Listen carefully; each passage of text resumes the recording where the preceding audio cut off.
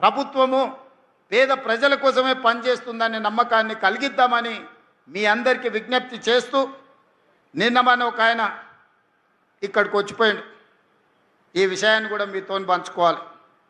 Sanath Nagar MLA గారు వాళ్ళ party నాయకుడిని మనం పూర్తి చేసి ప్రారంభిస్తున్నామంటే ముందుగానే ఎట్లయినట్టు మనం రివ్యూస్ చేసినప్పుడు టీవీలలో పేపర్లలో వార్తలు వస్తాయి.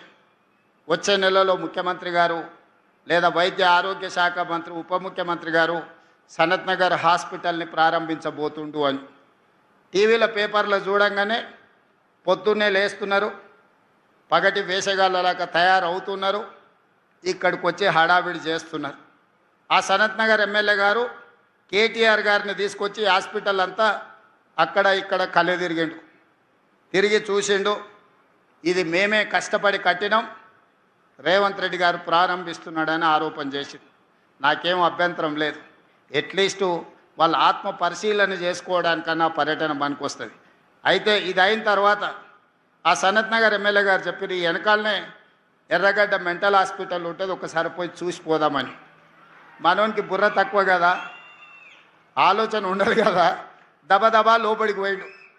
లోపలికి పోతే అక్కడ అందరూ ఎవరి పనులు వాళ్ళు చేసుకుంటారు. ఒక పెద్ద మనిషి కళ్ళు మూసుకొని ధ్యానం చేస్తున్నట్టుగా ఆయన గత జ్ఞాపకాలను కుటుంబాన్ని గుర్తు చేసుకుంటూ ఆయన డీప్ ట్రాన్స్లో ఉంటే ఈ సనత్ నగర్ ఎమ్మెల్యే గారు పోయి ఊరుకుండక ఆయన భుజం తట్టి తాత తాత అని లేపిండు.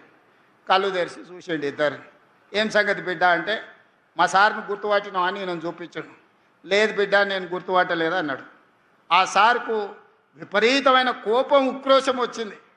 నన్ను గుర్తుపట్టవా తెలంగాణలో ఉండి, నా సంగతి మా నాయన సంగతి నీకు తెలియదా, నన్ను ఎట్లా గుర్తుపట్టవని. లేదు బిడ్డ నిజంగానే నేను గుర్తుపట్టలేదంటే, ఇగో ఆ టిమ్స్ సనత్ నగర్ కట్టింది నేనే, అల్వాల్ టిమ్స్ కట్టింది నేనే, ఎల్బీ నగర్ టిమ్స్ కట్టింది నేనే, అయినా నన్ను గుర్తుపడతలేవా అన్నాడు. ముసలాయన నింపాదిగా, ఊకుండు బిడ్డ ఊకుండు, నేను వచ్చినప్పుడు కూడా ఈ లోపలికి వచ్చినప్పుడు చార్మినార్ నేనే కట్టినా, గోల్కొండ నేనే కట్టినా, హైదరాబాదు నగరాన్ని నేనే నిర్మించిన చెప్పేటోని, డాక్టర్లు గుర్తుపట్టిర్రు, నా తిక్క కాస్త ఎర్రిగా మారిందని కరెంటు వైర్లు పెట్టి షాక్ ఇవ్వగానే ఇప్పుడు జర్ర సోయిలకు వచ్చిన, ఇక తొందరలోనే నేను ఇంటికి పోతున్నా బిడ్డ, నీకు కూడా ఈడ చేరితే ఒక వారం ఉంటే అతను ఏమనుకుంటున్నాడంటే ఇతను కూడా ఎర్రిలేసి తిక్కతోని ఎర్రగడ్డకు వచ్చిండు అనుకొని, నీకు కూడా ఏం కాదు బిడ్డ, డాక్టర్లు మంచోళ్ళు ఉండ్రు, ఈ కరెంటు వైర్లు పెడితే వారంలో నీకు నిజం అర్థమవుతుందని చెప్పిండు. గట్లున్నది ఆయన గట్టిన అనే కథ. నువ్వు కడితే 10 ఏళ్ళు టెంకాయ కొట్టనిక రిబ్బన్ కట్ చేయనిక నీకు సమయం దొరకలేదా?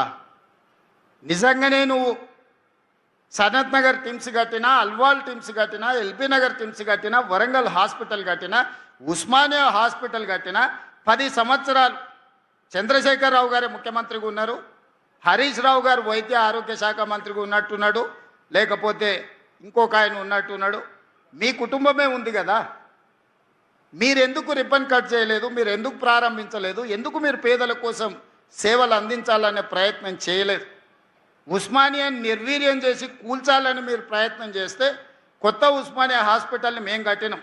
మీరు జీవోలు ఇచ్చి టెంకాయలు కొట్టి మీరు ఏం కట్టుకున్నారు? 1000 ఎకరాలల్లో ఎర్రవల్లిలో ఫామ్ హౌస్ కట్టుకున్నారు, ఒక్క రోజన్నా ఆలస్యమైందా? జన్వాడలో 100 ఎకరాలలో ఫామ్ హౌస్ కట్టుకున్నావు నువ్వు, విలాసవంతమైన ఫామ్ హౌస్, వైట్ హౌస్ కూడా పనికిరానంత గొప్ప ఫామ్ హౌస్ కట్టుకున్నావు, ఒక్క రోజన్నా ఆలస్యమైందా? మీ చెల్లెలు శంకర్పల్లిలో ఫామ్ హౌస్ కట్టుకుంది, ఎప్పుడైనా ఆగిందా? మీ బావ మొయినాబాద్లో ఫామ్ హౌస్ కట్టుకున్నాడు, ఎప్పుడైనా ఆగిందా? మీ ఫామ్ హౌస్లో ఒక్కరోజు కూడా ఆలస్యం కాకుండా ఒక ఆయన 1000 ఎకరాలలా, ఇంకొక ఆయన 100 ఎకరాలలా, మీ చెల్లెలు 50 ఎకరాలలా, మీ బావ 25 ఎకరాలలా విలాసవంతమైన భవంతులు, పెద్ద పెద్ద గడీలు నిర్మించుకున్నారు. సరైన సమయంలో అవి పూర్తయినాయి.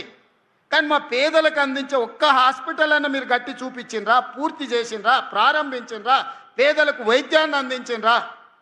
ఇంకా కూడా ఆత్మ పరిశీలన చేసుకోకుండా ఏ మాత్రం సమాజం గమనిస్తుందని సిగ్గుపడకుండా నోటికొచ్చిన అబద్ధాలు చెప్పి బతకాలనుకుంటారు. తెలంగాణ ఉద్యమం అప్పుడు రాష్ట్ర సాధన కోసం మీరు ఎన్ని అబద్ధాలు చెప్పినా, ఎన్ని తప్పులు చేసినా ఆ ప్రొఫెసర్ కోదండరామ్ గారి ముఖం చూసి మేము అందరం ఊరుకున్నాం.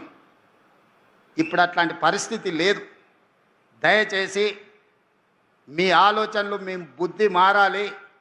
కరువు రావాలని అఘోర దీక్షలు, రాష్ట్రంలో రైతులు చచ్చిపోవాలని చేతబడులు చేపించేది మాని మీ బుద్ధి మారాలని ఆ నల్లమల్ల అడవుల పోయి ఒక 2 ఏళ్ళు తపస్సు ఏమైనా చేస్తే, అడవులల్లో ఆ సెంచులకి ఏమైనా సేవ చేస్తే, లేకపోతే ఆదిలాబాదులో మా గోండులకు ఏదన్నా సేవలు అందిస్తే, మీరు సంపాదించిన 1,00,000 కోట్లల్లో కనీసం నియోజకవర్గానికి 10 కోట్లు 20 కోట్లు ఖర్చు పెట్టి సేవలు చేస్తే మీరు చేసిన పాపాలు కొన్నెన్నా తగ్గుతాయి, మీకు విముక్తి జరుగుద్ది.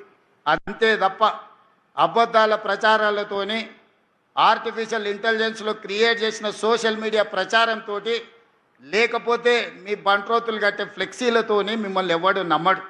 మీరు అన్నీ చేసినామని అబద్ధాలు చెప్తేనే మిమ్మల్ని ఇంటికి పంపించారు. పార్లమెంట్ అప్పుడు గుండు సున్నిచ్చారు. సర్పంచ్ ఎలక్షన్లు అప్పుడు గోతి తీసి పాతి పెట్టారు.